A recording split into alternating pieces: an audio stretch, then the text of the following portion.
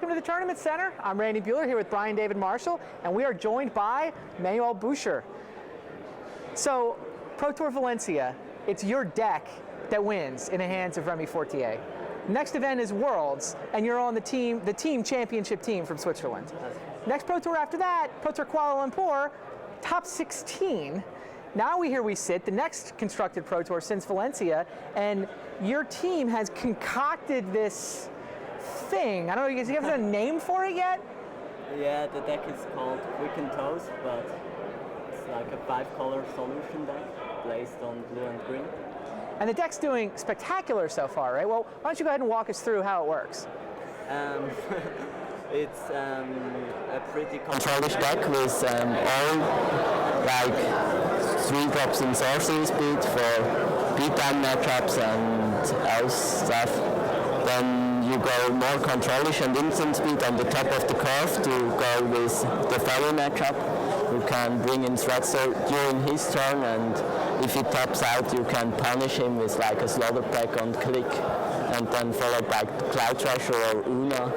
I'm seeing that right. You have both Cloudthresher with the triple green and Oona with Demir in the same deck. The mana base in this thing is just crazy right now. Yeah, the mana base is pretty good. I think it's better than in Elves or Fairies actually. Really? That's crazy. You don't have problems with using Vivid Land with Reflecting Pool. Right, so this is the key, right? 8 Vivid Lands, 4 Reflecting Pools. Yeah. But we're actually looking at the block constructed PTQ, and that's everybody's mana base. It's just like Vivid Lands and Reflecting Pools, and that just works really well, lets you do all kinds of stuff. Yeah, you can just play each spell you want and just fits in the deck. At the top tables in the PTQ, yeah. Table 1, 2, and 3 undefeated, there were turn 5 Horde of Notions. No tricks, just 5 lands, Horde of Notions in play. So the Vivid Lands and Reflecting Pool combo is lets you pretty much do anything. Yeah. So how are the matchups for this deck? The Fairy matchup is about even if the other guy knows what you do. Okay. But if most people don't know actually what you do, so you're probably ahead of him. Okay. Then it has pretty solid matchup against Red and Elves. Like Elves just crushed by Teferi's Moat after Sideboard. Sure. But it loses pretty hard to Reveillard free board. Like you almost got no game. Because your solutions are pretty bad, because you can't make pressure with your counter, so they just bring on more threats. They can handle your threats easily, so it's pretty hard. It gets better after sideboarding though? Yeah, the Primal Command and the Mind Shatter really help. You can discard their whole hand with the help of charge lands. Okay. And then shuffle their graveyard back in, so they can't top deck anything. Sure. And that really helps. But it's still hard to win. Okay, now tell us about the team that put this together. Is this mostly you, or, I mean, it's a pretty good group of guys that got together, right? Yeah, it's, I created the basic of the deck, then everybody was giving his opinion as I played against them, so we put it up all together, I think. Awesome.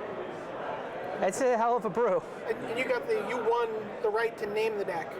Yeah, that's it. Because I know that the Ruels were and Guillaume were a little upset with the name. No, I don't think so. Like, Guillaume was upset about each name, but he's not good at giving names either, so. And I think Antoine Ruel is pretty fine with the name. So the name comes from your favorite hamburger? Not really, it's just like during testing we more or less ate there all the time, so. Okay. And now the deck is 6-1 in your hand so far, right? The Ruels are both sitting at X2, and Guillaume Wafo-Tapa is playing a feature match against Paulo Damo de Rosa right now, XO versus XO. That's basically to be at table 1, be one of the last couple undefeated. So this deck appears to be matching up great against the field. Seems like a very sort of interesting, and I don't know that anybody was expecting anything like this, so you're right, that's got to give you an advantage until people figure out what's going on. Yeah, when they play Sotis, they were like, I don't know what's going on here, so. So you think this is a good deck for people to play upcoming weeks of Standard? Yeah, I think so. As long as the meta game doesn't feature lots of Reveille art, the deck should be really good. Awesome. Well, good luck to you. We'll see if you can put up another ridiculous finish. Thanks. All right. Well, we'll be keeping an eye on him. We'll be keeping an eye on everybody else. For Brian David Marshall, this is Randy Bueller signing off from the Tournament Center Deck Tech.